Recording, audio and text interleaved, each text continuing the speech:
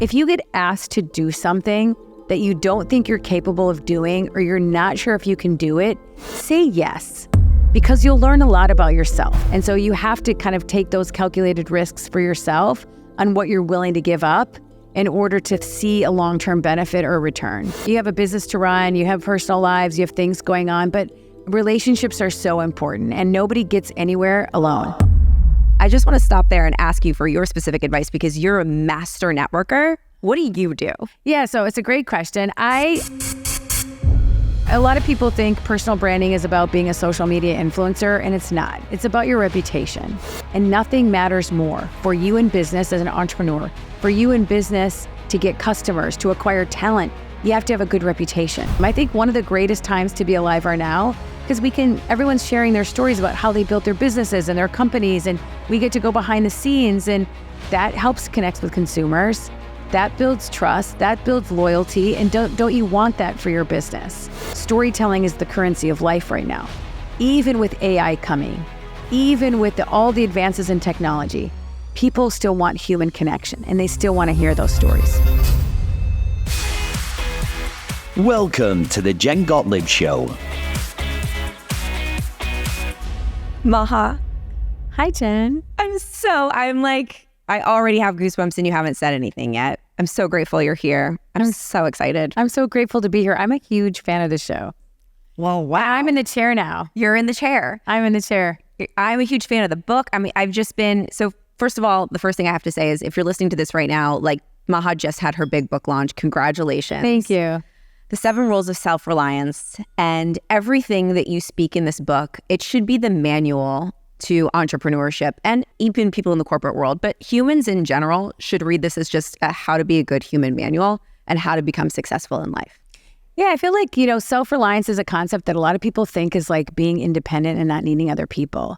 And I have been working for 30 years, 20 of which I was an entrepreneur, and I had to rely on myself. And I know so many people listening to the show today know what it's like to have to ask yourself, can I do this? Can I trust myself? Do they have the confidence to do this? Can I make these decisions, and can I make the right decisions?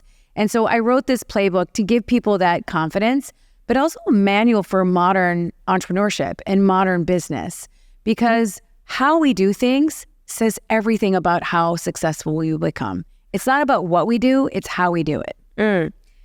You learned a lot about this from your dad, yes, from your experience living in Minnesota, and then going back to Egypt. Just take us back there for a moment, because I want everyone to be able to hear how interesting the beginning of your story is. Yeah, so I'm 100% Egyptian, born and raised in Minnesota, lived there my whole life, went to school, ended up working. And at 27, my mother had MS since I was 14. I was 27 years old. My parents said, we're moving back to Egypt after living in the US for more than 30 years. And I went with them because I was taking care of my mother and taking care of my father. So I went back to Egypt. I didn't have a job. I didn't have friends. I didn't have a career. Like most entrepreneurs, it's a very lonely place to start. Like, how do you start over? And at 27, when most people are not moving in with their parents, they're leaving their parents' place or already out of it, I was moving in, and I had to find a job. And I got offered to be a secretary for a billionaire. And after working at General Mills in sports marketing, and I'm 27, I have my master's degree, I really felt overqualified. I'm like, why am I going to go take this job as a secretary? And my father, who you mentioned, gave me some advice. And I took it, even though I didn't want to take it. And he said, you just moved here. You don't know anybody. You should go into this role, put your head down, put in the hard work, show him what you're capable of, but do what he wants you to do first. And that's the hard part for me accepting that I was going to have to go to sit outside the chairman's office every day, answer phones, file papers. That's what you did back in 1997. But I did it.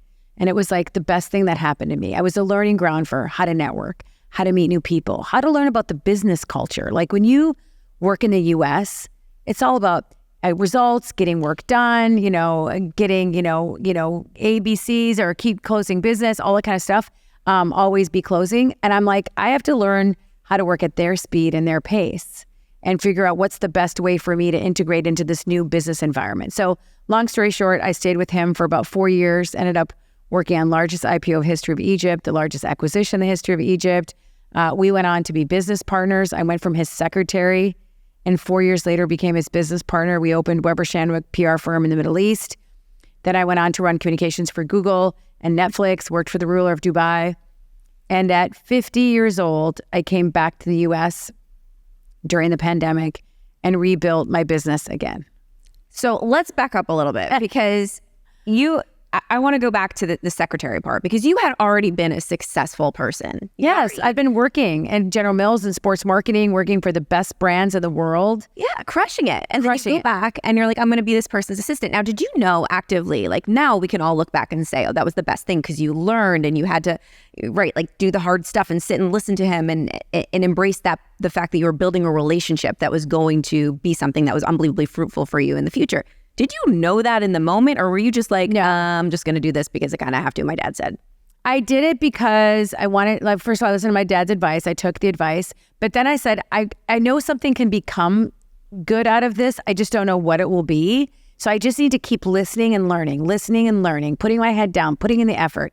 And I nagged this chairman. I'm like, I want to do a project. Put me in. Let me sit down on a meeting. I was persistent. Like I wasn't just doing the job and just happy to do it. I was like, I can do more. I would come in the first person. I would leave the last person. Like I was willing to outwork anybody. And I kept on nagging him to the point where he was like, okay, fine. You can work on this project. You're good at English. Can you write, a tender for a mobile license?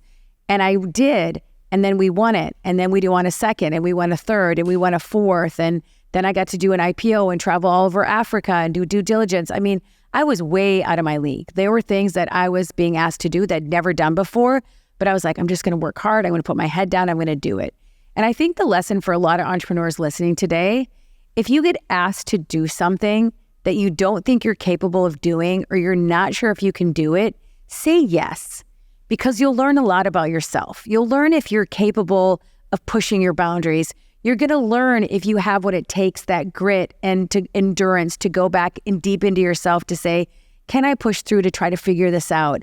Can I be resourceful to go ask for the right help? So if you get asked to do something that you're probably not sure if you can pull it through or pull it off or not, say yes to find out.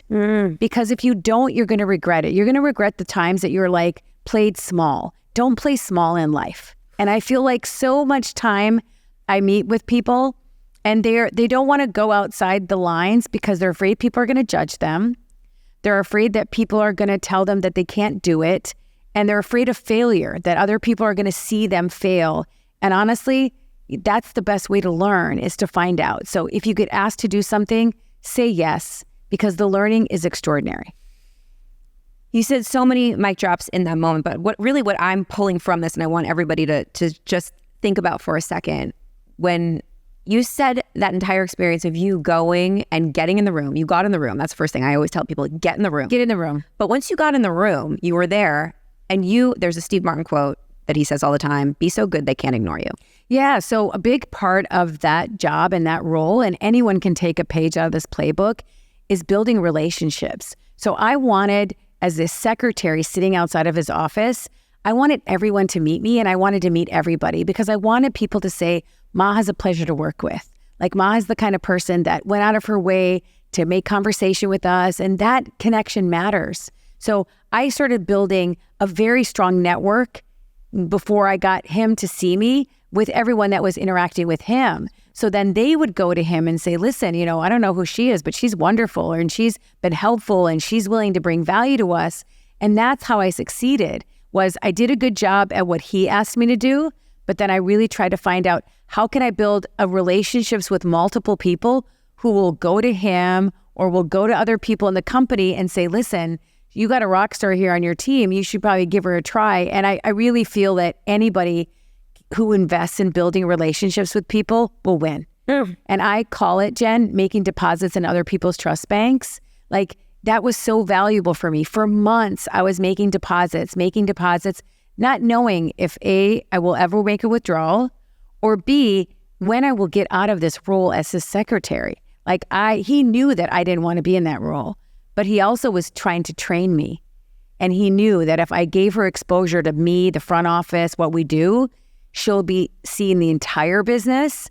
And that's valuable. So if you get a chance, I just, had a conversation with Gary about this. if you get a chance to work with someone in a senior position, do it because you learn about how the business operates. I learned a lot about how he thinks about loyalty, how he thinks about running his business, how he thinks about motivating teams. It was great management experience for me, and I'd never seen that before. I'd never seen how a chairman works or a company works at that level. And so it was a great opportunity for me to okay, put my head down and absorb as much as you can. So you worked for him. He saw you doing that. Everybody around him was like, Maha, Maha, Maha. She's amazing. She's delightful. And I love that. I always like to do the double intro. So whenever I'm making relationships with people, I like to make so many great relationships with people all around them. So they're like, oh, you got to know Jen. You got to know Jen. So if 3 or 4 or 5 people, even just 2 people say to somebody, oh, hey, you got to know Jen Gottlieb. Do you know her? That's a way better introduction than just a cold intro or DMing somebody or sending someone a cold email. And you were doing that. And I don't even think you realized you were doing it. And it's classic public relations, right? So you can buy an ad, which is paid media, or you can get earned media where you want a third party saying things about you. And that's why people value, being on CNBC or being on podcasts or being in third parties. And I find that word of mouth is your reputation. And nothing matters more for you in business as an entrepreneur, for you in business to get customers, to acquire talent. You have to have a good reputation. And I think that should be your currency. There's a whole rule in the book called your reputation. Think of your reputation as currency. What's its worth and what's its value? Your name is all you own, Jen. It's your name that brings you the business. It's your name that brings you the relationships. It's your name that brings you the network to get those new opportunities you want to have. So you got to invest in relationships, not just because it's good for business, but it matters for your reputation. What's a way that you invest in relationships now that's easy? Because people ask me this all the time. How do you keep your relationships so organized? Or how do you spend time investing in all these relationships and providing value to so many people when you're also building a business? You're also raising a family. I just want to stop there and ask you for your specific advice because you're a master networker. What do you do? Yeah, so it's a great question. There's low lifts and there's heavy lifts. So low lifts that anybody listening to this podcast, they can do today. Support your friends through social media. So if they're doing some work, share it on your stories, share it on your LinkedIn. That shows many people that I try to do this with that I'm thinking of them, that I'm cheering for them, that I'm supporting them. It's a very low lift. So supporting your friends by showing up for them and sharing their work is the first and easy thing to do. The second thing is be a super connector. And this is hard for people to do. If I'm going to introduce A to B, are they going to do business and leave me out? Are they going to do something extraordinary and I'm not going to get a piece of that pie? You should do it anyways, right? So introducing somebody valuable. So if I get to know you and I know what's really important to you, I'm going to go out of my way to introduce you to somebody who's going to create value for you or for your business or who you are going to create value for them. So being a super connector, 1 + 1 = 11, those relationships matter. That's the second thing. The third thing I do, I actually have a list. I'm intentional about where I want to spend my time and who I want to get to know. And so I make a list. These are the people I really want to get to know this year. I don't set goals to boil the ocean because who has time to be networking 24/7, right? And then I'm are they going to be at a specific event? Maybe I should show up at that event and then DM them that I'm going to be at that event. I want to meet them after they come off stage. Are they going to do a book? Am I going to go support them? So try to find out what's important in their world and how can I support them and how can I show up? So I make a list and I try to network with the people that I care about the most. So those are a little bit of few things I do. That's so good. It's intentional. Basically, she's not just doing all the things all the time. You're intentional about it. Well, we're busy. Yes. You have a business to run, you have personal lives, you have things going on, but relationships are so important and nobody gets anywhere alone. You have to have relationships even with your team. Having a good reputation and good relationships with your team matters because those are the ones that are hunkered down when times are tough or when you need them to push through and work on something and put in those extra hours. All that stuff matters. Well, I tell that to everybody when they ask me about books. So a question I get all the time is, what's one thing that I should do to prepare to market my book and launch my book? What's the most important thing about launching a book? I said, well, you need to start giving people things yesterday. Yes. Because the number one thing that you're going to be doing throughout your entire book launch is asking people for favors. Yes. And it's uncomfortable to ask for favors. It is. But when you've been giving and giving and giving and really being intentional about helping people that maybe you might need something from in the future, it doesn't hurt that bad when you're like, oh, I've given you stuff like all year long. Do you mind? Would you promote it? But they're thrilled to do it. Yeah. They're thrilled. If you stand by people and you've supported them for weeks, months, whatever it's been, and you've made those deposits in their trust banks, you can then make that kind of withdrawal. And I feel like in business, it's a very transactional process, right? It's give and take. Like, I want to give you something to get something in return. And one of the rules in the book is be a long-term player. And it's very difficult to do if you are wanting that instant gratification of like, I need to get something back in return. And I wanted people to think about turning it on its head. I mean, I worked for free for Gary Vee for like a year and a half. Like, that's such a long term to like not get paid and offer my value to try to figure out how I can take that relationship with him. I tell a story in the book about working with Matt Higgins. Like, I knew he was curious about the Middle East. How can I add value to him and be a long-term player by organizing all this work for him and doing a whole business trip for him, not knowing what was going to come out of it, but knowing that something will happen. I just don't know what. And so you have to kind of take those calculated risks for yourself on what you're willing to give up in order to see a long-term benefit or return. Always. And I believe that when you give, you always get back. It might not be from that person, but you always get back. Something. Yeah. Maybe I did this effort for him. Then like a year from now or 6 months from now, there's somebody I really want him to introduce me to. I'm pretty sure he's going to say yes. You're listening to The Jen Gottlieb Show. Okay, so we're gonna go back to the story because you move home now. So you crush it in the Middle East. You're in Egypt. You are working for Netflix, Google, right? Yep. All of these places. You are just like boss out there. Yeah, I did 15 years in Egypt and 8 years in Dubai. And I was in Dubai in 2020. Actually, I was in the US January, February 2020. I'm in Dubai. I get there and there's like a pandemic is happening and they're not really talking about the coronavirus as much as they were in the US, and they were a lot in the Middle East. And so I saw a post on Instagram that they were going to close the airport in Dubai. It was a Sunday. And so I called one of my friends that works in government. I'm like, are you guys closing the airport?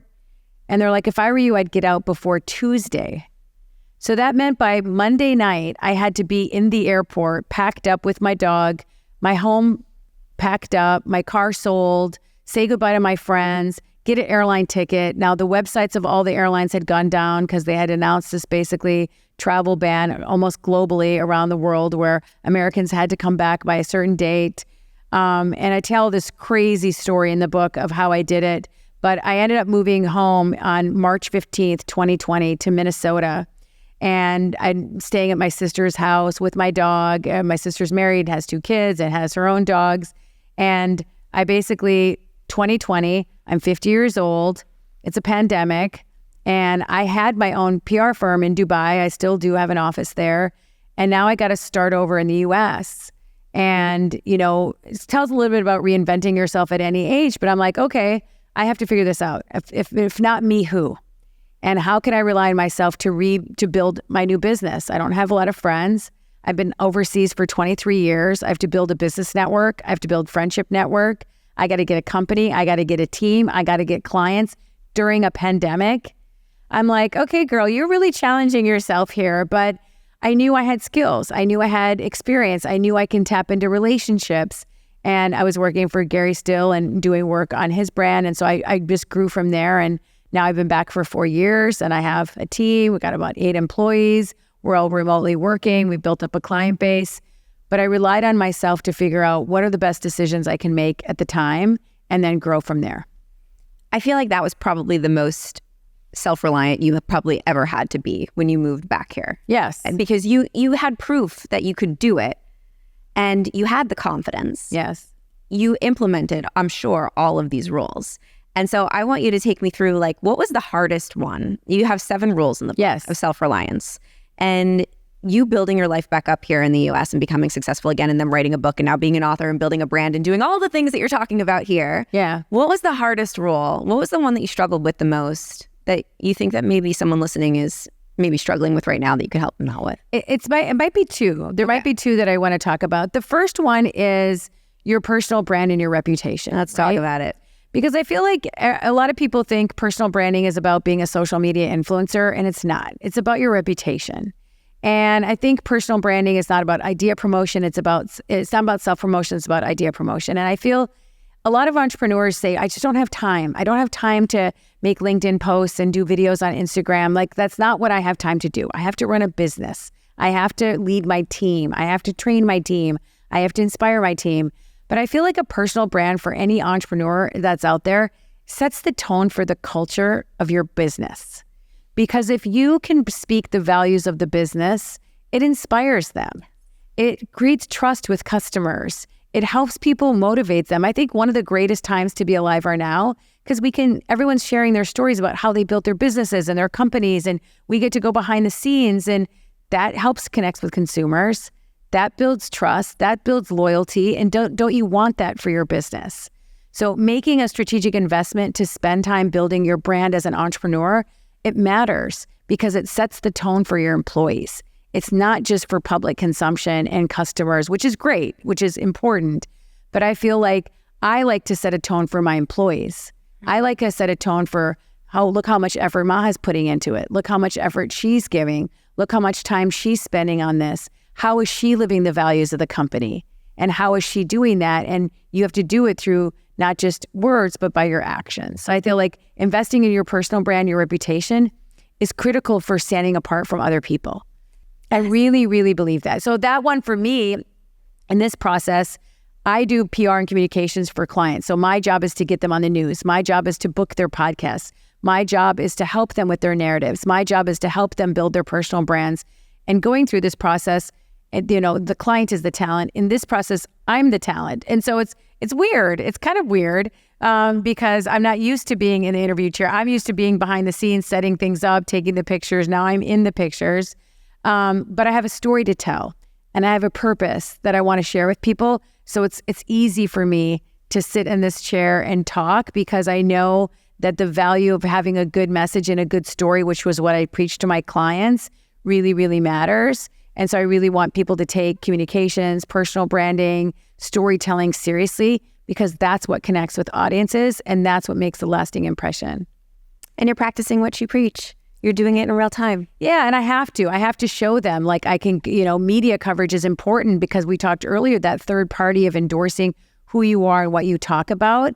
And, there's a podcast, How I Built This, that talks about how companies got built. In every single episode, if you listen carefully, the trajectory of that company changed when they got an article. They got a PR article, every single one.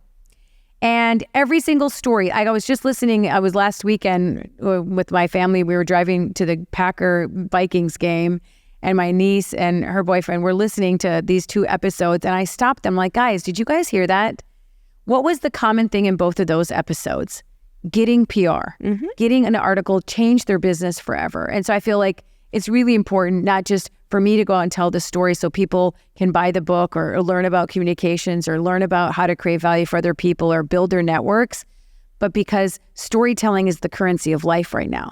Even with AI coming, even with all the advances in technology, people still want human connection and they still want to hear those stories. It's crazy that you just said that about How I Built This because I used to teach PR. We still do in our business a lot. We teach people how to be visible and how to be seen. And I always say that visibility is your responsibility. I love that. Because if you have a service or a story, more importantly, a story that could help other people, if you're not telling it and you're not allowing those people to find you, they're going to go follow someone else. Yeah. Or listen to someone else that's not as good as you. Yeah. Doesn't care as much. And if not you, who? And if not now, when? Yeah. And you need to be the storyteller for your business. And the time to do it is now. Yes. And that one, it's funny because people don't necessarily read the full article anymore. They don't necessarily watch the full TV show anymore, but they are on social media seeing the fact that, oh, she was on Forbes. Wow. That's a credibility marker. That's a trust builder. That have to. Reputation. Yeah. So, and I'm obsessed with, when I heard you say this for the first time, I was like, yes, please. You call personal branding your reputation. Yes. Because some people are like, I don't want to build a personal brand, right? But you have to have a reputation. And if you think about it that way, then posting online and curating what you want people to see or your values and who you are and the story that you tell is unbelievably important. Because I can guarantee you that if someone else is doing it for you, it's not what you want. We have so much control over our reputations. Every time I do a talk, I ask people to raise their hands. How many of you are working on your reputation every single day? Every single room, not a single person raises their hand. every time. And then I explain why I'm asking the question. So if you take the word personal brand, throw it away, replace it with the word reputation, you should care about your reputation because it's really your lifeline for everything, not just work. Reputation with your neighbors, your community, your family, your friends. Like, I want my family to know that I'm loyal and I'm reliable and I'm going to be there for them and I'm the fun aunt and all these things. That's my reputation. Like, what they talk to their friends about Auntie Maha, I want to have a good reputation with them. This isn't just about business. This isn't just about how you show up at work. It's those deposits in everyone's trust banks that matter. And I feel one of the reasons why this book is not a comms book and it's not a memoir. It really shows a lot of my real life examples so people can see the rules coming to work. But it's a manual for like how you should really live. Like, can you create value for everybody in your life? I tell a story in the book. My mom had MS when I was 14, multiple sclerosis. She had it for when I was 14 too. So. Yeah. So, and she had it for 22 years. And then my father got ALS, which is Lou Gehrig's disease. And that's a terminal illness. You get it and you die within a year or two maximum. And it's debilitating and devastating and beyond measure. And I was like, trying to build my career. I'm young. I was 27. My dad got ALS when I was like 32, 33. I'm still young. And I was like, what can I do to make their lives a little bit better, right?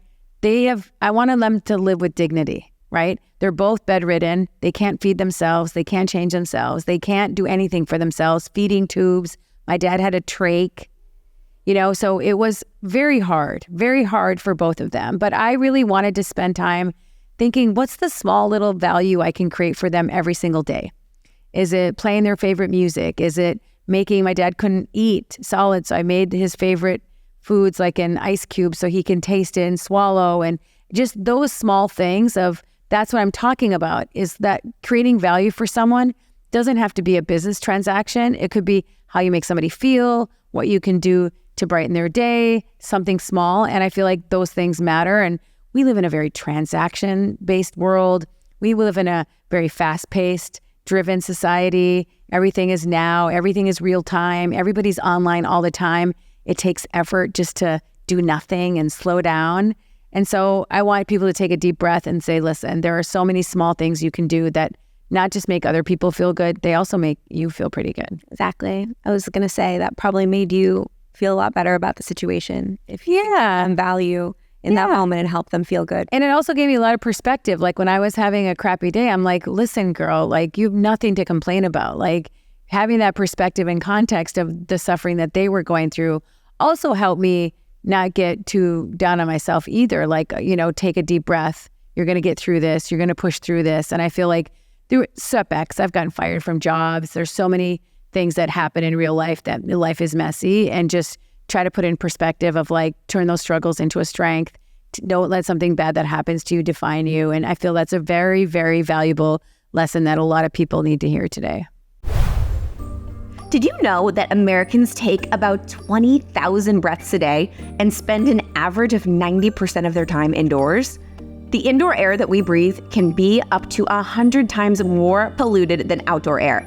I had no idea about this, but according to the EPA, indoor air pollutants can cause respiratory symptoms like sneezing, congestion, scratchy throat, even more serious health problems like lung and heart disease. So, what's the solution? Well, I have found the most amazing product, and Chris and I are obsessed with it. It is called Air Doctor. It's the air purifier that filters out 99.99% of dangerous contaminants so your lungs don't have to. This includes allergens, pollen, pet dander, dust mites, mold spores, and even bacteria and viruses. Air Doctor comes with a 30-day money-back guarantee, so if you don't love it, I know you will, but if you don't, just send it back and you'll get a full refund minus the shipping. Head to airdoctorpro.com and use promo code JENG, J-E-N-G, and you'll receive up to $300 off air purifiers. Yes! Exclusive to podcast customers, you will also receive a free 3-year warranty on any unit, which is an additional $84 value. Lock this special offer in right now by going to airdoctorpro.com, AIRDOCTORPRO.com, and use promo code JENG, J-E-N-G. Trust me, you will absolutely love your Air Doctor just as much as Chris and I do, and I can't wait to hear how much you love it. During this moment of this book, so this is a big project. Yes. And it's very meta for you because you usually help other people do it. Yes. And now you're the person doing it. Which rule have you been rule of self-reliance that you've written about? Like, because I found when I wrote my book, it was about being seen and visibility. And I found myself going back into my own book, like needing to learn. It was weird from myself because I found, oh my God, this is hard to be seen right now. And the book's all about being seen. Are you finding that you're needing to really lean into any of these rules right now? Yes. In a big way? Yes. Which one? Well, the unlearn, relearn, and invest in yourself. Tell me about that. So the process of writing a book and publishing a book, like we live in digital and marketing and communications, publishing a book is a very different beast and a very different process. So there was so much I had to unlearn. Like, this is publishing, it's print. This isn't, I had to relearn a lot of new things. Like, what do I need to do for website, for marketing, for corporate sales, for speaking, for bulk sales, for influencer outreach, for, speaking, for press, for podcasts. I mean, the to-do list was like never ending. And I had to learn so much of like what I didn't know. And was I uncomfortable not knowing so much about the process? So I had to ask for help. So one of the rules of self-reliance is not being by yourself, but you have to have self-awareness of what I don't know. And then I got to go get help from the people who do know. And so not being afraid to ask somebody like, hey, I've never done these type of marketing campaigns before because I work mainly in PR. Can you help me figure out how to run ads, how to do lookalike audiences, how to do lead magnets, how to do lead generation? I never did any of that. For 20 years, I built my business based on word of mouth and by people knowing me. I never did an RFP my entire career ever for any project, for any client. And I had to figure out like, how am I going to sell this book? Luckily, I have made so many deposits in people's trust banks over the last 20 years that this was the time I was going to make that withdrawal. I was going to say, listen, I texted probably 600, 700, 800 people directly. I wrote a book, you know me, it would mean the world to me if you would buy a copy. I had to sit and grind. Every day I'd pick up 30 people in the morning, 30 people at night, every day for months until I can get through my list of like people that knew me, childhood friends, high school friends, college friends, former clients, my sister's friends, my niece's friends, my nephew's friends, people who knew me. I want to go to that circle first. So I texted people directly. Then it was companies and clients. Here's a package of things that I can offer. I'm willing to do work in exchange for you to buy books. I can do workshops. I can do keynotes. I'm willing to bring value to you. I don't go to anybody and say, hey, will you help me? There's not their priority. So I have to go in with the value proposition. Here are the things that I can offer you. Would you be interested? Yes. Well, how much does it cost? Instead of paying me, would you kindly buy some books? And that's what I did. Oh, it's so simple. I hope everybody's listening. Maha sent you text messaged hundreds of people. Was that scary at all? No, because I wanted to, it wasn't scary. It was just, it's a tedious process. Like, Gary actually gave me this advice and he's like, I give people advice all the time on what to do, but no one actually does it. Mm-hmm. And I'm like, I'm not going to be that girl. Yeah. I'm going to do it. Yeah. I'm going to do it. I'm going to sit and text people. And then immediately people were like, oh my God, Maha, we'd love to. They would immediately send me a screenshot that they ordered it on the spot. And I'm like, this works. This personal relationships, personal connection, asking for help, humble pie, all of it works. And I feel like when he told me that, I was like, oh my God, no one's ever going to do that. It's never going to work. And it's surprisingly, it actually did work. Mm-hmm. It works. It works. And people like to think that it won't, that it has to be some kind of big automation thing with social media, and I don't need to actually reach out to anybody. I find that if you really want something, every opportunity comes from a human being. Yeah, and you got to be willing to put in the hard work. You got to be willing to put in the effort and put in the hard work. And not be a waiter. Can we talk about that? Yeah, that was the other one I was going to say. So the first one was reputation. The second one was don't be a waiter, be a creator. And it's story, somebody said it to me, Jen. Like working, going to school or going to work, coming home, working out. I was happy. My life was fine. I wasn't, in a dark place or anything like that. I was just doing my routine like we always are. And a friend of mine said to me, you're a waiter. And I'm like, what? He said to me something about being a Scorpio. And I was like, what does that have to do with anything? And then he's like, you're a waiter. And he's like, you're waiting for Mr. Right. You're waiting for your boss to give you a project that's going to make you a rock star. You're waiting for that big promotion. You're waiting for someone to throw a big opportunity in your lap. And it's not going to come when you're sitting at home.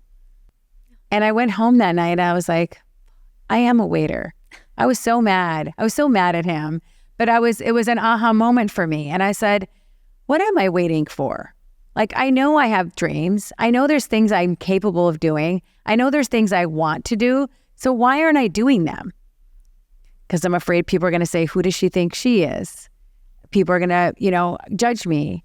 I'm afraid to fail. I'm afraid to put myself out there. I'm afraid to ask for help. Those were the things I had to kind of ask myself, why am I waiting? What are the things that preventing me from creating the things I really want in my life? What was the main thing? Fear of judgment of others, that people were going to judge me and people were going to say, what if she fails or who does she think she is? That's what was stopping me. And then I was like, that's a terrible way to live. Because everyone's got their own thing going on. No one's focused on my life. And no one is judging you as much as you're judging yourself. And I knew that. I recognized that myself. I'm like, I'm probably putting this pressure on myself. I'm probably the one judging myself the most. And so then I was like, I made a list. What are the things I'd like to create in my life? 2 of the things right away I knew I could do. The other 3 or 4, I'm not ready for that yet. So now I have to reverse engineer. What do I need to do? I need to get some skills. I need to get some experience. I need to build up my network because I don't know some people. So I reverse engineered what are the things I needed to create these things in my life. I have to take these steps. And then I went to work. And it's something that I think a lot of people who are listening today, things take time to develop. You take time to get to know yourself. So don't put a timestamp on your goals. Like, just set them and work on them. And they will come when they're ready to be seen and ready to be revealed. And I feel that's another thing too. A lot of us do is we put pressure on ourselves to I'm not successful enough. I'm not doing this. My friends are doing that. Stop comparing because everyone's on different journeys. And when I went from a waiter to creator, the minute I made the list of what I wanted to create in my life, then I knew where I was going to go. And it was going to take me a month, a year, 5 years to get there. I set the goal, but then I knew I was capable of doing it because I broke it down into steps. Get outside of your comfort zone and into your best life, one small step at a time. And was there any goal that you set that there were challenges that came your way and you thought, maybe I need to pivot or change this goal, or maybe I need to give up? Yeah, I mean, countless times. When I was working, I was the head of public policy and communications at Google. I had 18 countries that I was responsible for across the Middle East and North Africa. And I left Google and went back to my company as an entrepreneur. And, Facebook came to me and said, listen, we saw what you did at Google, and, Facebook, Twitter, and Netflix all had offices in Dubai, and they were going to hire. And so Facebook came to me and said, we're going to give you not just the Middle East and North Africa, we'll give you Turkey, we'll give you all of Africa and sub-Saharan Africa. We want you to apply for the role to run communications and public policy for us. I'm like, okay, that sounds amazing. I should do this. This is like a bigger remit. I'll learn more. I'll get over Africa. I interviewed, and the managing director of the company said, you should apply. And so I went through the process. I had 4 interviews, nailed the first 3, got to the 4th interview. The 4th interview was someone who was the head of the Facebook in Africa, and I didn't make it. I didn't know my stuff. I didn't do my homework. And they said, you were wonderful, but you know nothing about Africa and you didn't do your homework. And she was right. She said that to you? Yeah. And I was crushed. And I was like, this is terrible. Like, how could I be so naive, walking into something cold, feeling overconfident about who I was and what I knew? And I took a nice little piece of humble pie and said, I'm never going to do that again. I'm never going to go into a situation where I didn't do my homework. I'm never going to go into a situation where I don't outstudy the whole process, the country, what they're about, the company, their activities. And when I hire people at my company today, I have to make sure that they don't get through the door unless they know their stuff. Did they listen to my podcast? Did they go through the company's website? Do they know what our clients are about? Do they know what we do? Because I learned so much from that process of failure that I was never going to let that happen to me again. And then I turned it into a cultural thing for my business as well.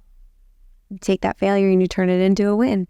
But I mean, I wanted to ask you that question because it can seem to someone listening like, oh, she just set the goal and then she got it. Like, set the goal and then you get it. Often we have to pivot. Often challenges come our way and we fail. But with this entire concept of self-reliance, all of those failures were making you even more self-reliant. Yeah. So not getting that job at Facebook ended up being a very good thing for me, but I didn't know it at the time. So then basically I went back to my company. So I had my firm. I left my firm, somebody run it, went into Google, came back to my firm.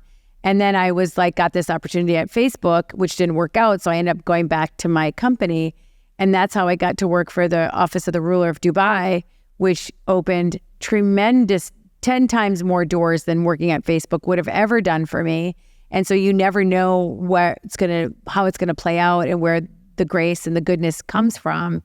And I feel like in thinking about not being a waiter and being a creator, make a list, you guys. Make the list of the things that you want to create for yourself in your lives. Then, do I need to get better relationships or ask for help? Do I need to skill up? Do I need to try to find out who has done this before, who I can learn from? Or how can I, talking to people, learning from people is one of the most overlooked things. You can learn from podcasts, you can learn from books, you can learn from, YouTube, you can learn from the internet, but what about learning from people? I want to spend time, I told you this before when we walked in, I want to learn from you. And that's more valuable than any other format of lived experience matters. Agreed. How does the person that's listening right now find mentors or people to learn from? I know people are watching, it's so amazing now that we have YouTube access and podcasts and things like that. But how would you suggest, because I think that people go about trying to find mentors in the wrong way. How would you suggest someone, if they wanted to approach maybe someone like you, to mentor them? Yeah, so I think be specific about what your ask is, right? Don't just go to your mentor and say, will you mentor me? Know what you want mentoring in. I need mentoring in how to scale my company. I need mentoring in leadership. I need mentoring in how to build culture. I need mentoring in how to manage my team. I need mentoring in business development and generating leads. Have a specific ask. So everybody's busy. Your mentors are going to be busy. You're busy. Be specific about what you want from them. So that's the first thing. The second thing is have set times. I love, Jen, my big hack is when I ask for something for somebody for their time, I ask for bite-sized times. I will say, do you have 5 minutes to talk to me? Or do you have 15 minutes? I don't go in saying, can I have 1 hour once a week or once a month? That's too much time. Start small. Start with I would need 15 minutes of your time once a month, once a quarter, and then grow it from there. Because if you can just make a small ask to get your foot in the door, that makes such a huge difference. And I actually, when I DM people that I want to talk to or I want to get something done through DM and take it off DM and get it into an email to get into a meeting, I ask for 5 minutes. And don't you have 5 minutes to give somebody? You probably do. So good. That is so good. That's a tactical thing you guys all can do. 5 minutes, small, bite size. And even emails, I feel the smaller, the shorter with pitching nowadays, where everybody's just no one will even scroll past the fold. Smaller, shorter, if you can make it really concise. And then that takes me back to one of the other things I want to talk about that we have in common is what do you need help with right now? Yes. And you phrase it differently. How can I help? How can I help? Yes. So fun fact, whenever we do events, we have a very specific exercise that we do every single time, no matter what, where everybody goes around the table and we do this with dinner parties and everything. And the only question that you need to answer is, what do you need help with right now? Really? That's what we do. Yep. And so when I heard about that you have this question too, I was like, girl after my own heart. So let's talk about it because we're clearly on the same page and this has helped you become unbelievably successful and self-reliant. And yeah, it's about helping others. So giving value. Yeah, I think asking that question, how I can help, reveals so much about the person you want to work with. And so asking two things. One, an open-ended question lets them tell you what they want to tell you. So in general, any open-ended question is a good idea. What motivates you or what inspires you? Let them tell you anything that they want. So I think, how can I help is a very simple question to ask to see what they'll tell you. I need help with a relationship. I'm struggling with this with my business. I have this problem, or I have this ambition or this dream. And I like to listen because then I can go to work. Then I can say, okay, out of the 4 things they told me, 1, 2, and 3, I know nothing about. 4, I think I can zero in and try to figure out if I can unlock something there. And then I go do it. I go do it and I just deliver it to them. And I tell a story in the book of Gary. So I've been known Gary for a long time. And Gary Vaynerchuk, everyone, just in case. Gary Vaynerchuk, about coming to Egypt, about coming to Dubai. He wanted to go to Dubai, and about speaking. And, you know, he now he has a speakers bureau who handles all his stuff for him. But I wanted to ask, like, what would, you know, be interesting for you and how could I help? And he's like, well, I need to come to Dubai to speak. And I'm like, okay, let's organize for you to come speak in Dubai at some big event and the process for that. And I feel like if you can find out what they care about, like I want to experience it in person so I can understand the market. That's what he said. He's like, how can I do business there if I've never been there? How can we get into the market? I unlocked for him, like that might be a lane that I can drive in that no one else is driving in. And so you have to try to ask the questions to kind of uncover what it is that they care about that might be specific to you to be able to help that no one else is already doing for that person or that client. With the 7 rules, which one did we not talk about that you really want everyone that's listening to know that it's really important out of 7? Because we've hit a bunch of them, but I know that there's more. The first one, rule number 1. So we did talk about be a value creator. We did talk about don't be a waiter. We talked about being a long-term player. We talked about lifelong learning. We talked about reputation is your currency. There's actually 2 we didn't touch on. The first rule of the book is stay low, keep moving. And it's a military term where people are like crouching on their stomachs to stay low so that you don't get hit by fire. And the reason I wanted this to be the first rule of the book, because if you're going to rely on yourself, you got to put in the hard work and you got to put in the effort. So stay low doesn't mean being low profile. It means put your head down and deliver and be really relentless about putting in the hard work. So many distractions right now in life. People telling you can't do it, comparing on social media. So many distractions. I always tell this story of like, it's like sitting in front of your inbox. If you're just fielding emails from everybody, those are other people's priorities interrupting your day. And if I just sit and do that all day, I'm never going to get my list done of what I want to focus on. And so stay low means put your head down, put in the effort, put in the hard work, avoid the distractions because those are only there to distract you from your goals. Keep moving because there are setbacks, there are struggles, you know, there is economic downturns, you're going to get fired from your job, you are going to lose a client. Like that's the worst thing for people who run service businesses. You have a payroll and you have clients. What if one of your clients has a problem and decides to drop? You still got to make that payroll. So how are you going to keep moving through stuff like that? What are you doing to kind of bulletproof your business through times like that? So the first rule, which sets the tone for the rest of the book, is if you're going to rely on yourself, you got to know that you're going to have to put your head down and you have to keep moving throughout. And even my team, we've been working on this book and it's how I used to always sign my emails. We have to just stay low and keep moving. Like we can't be looking at where are the numbers of the book and how are we performing and what are people saying about it. We just got to keep doing what we believe in and the results will come. I felt that energy when you guys walked in. I really feel that. I really, really feel that. The other rule, the last rule is no regrets. Rule number 7. And everybody, like I told my story with my parents, you know, I had every card against me. I have 2 parents with neurological diseases. I ended up moving to a country where even though I'm 100% Egyptian, Jen, I didn't live in Egypt. I didn't speak the language. I didn't have friends. I don't have a network. When you're 27, you're a professional. I don't have high school friends or college friends or any homies to rely on. And I had everything against me. And I was like, I know so many people were listening to this podcast, like nothing's delivered to you on a platter. Nothing was delivered to me on a platter. Everything I had to work for. Did I know what I was doing? No. Could I figure it out? Yes. Was it easy? Absolutely not. And so I don't regret it because everything that was hard taught me something. Everything that was challenging made me stronger. And I feel like if you can turn those struggles into your strengths and any setbacks in life and comebacks, and, you know, I was mentoring this girl, she posted a video yesterday and she's like, you know, what happens in your life that's not the best doesn't define you. And be willing to put it down and leave it there and not carry it around with you because life is too short and we do want to, you know, spend the best time that we can being the happiest we can. And it's hard to do that. It's hard to take time for yourself and to be grateful for what you have because there's a lot coming at you. So the last chapter of the book is the only personal chapter out of all the stories that are in there. And I really feel like if you can learn to live with no regrets and to take those stories as part of your chapter and your milestones, I think you'll feel a lot more fulfilled, but you'll also be a lot more grateful. I'm so grateful that I got to sit with you today. I learned so much. You came in, you're like, I want to learn from you. I'm like, I know I'm about to learn so much from her. This was amazing. This was such a gift. And I know that everyone that gets the book, y'all, I mean, run. Don't walk, order it. And don't just order it for yourself. Don't just buy it for yourself. Buy it for a friend. I don't like to read books alone. I like to listen and then read and then give it to a friend so we can do it together.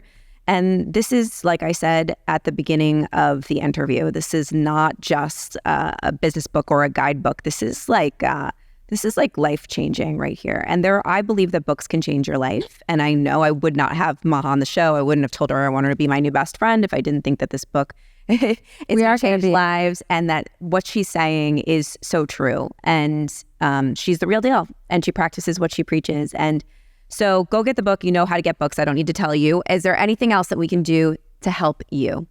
No, I would love for everyone's feedback and tell me what rule kind of stood out for them. I think more than anything, I'm grateful to be here, Jen, and engaging with your community is going to be so much fun. So fun. Yeah. So tag us when you share the episode. Tell us which rule you like the best. I really like that game. That's fun. And thanks for watching the Jen Gottlieb Show. I'll see you next time. Bye.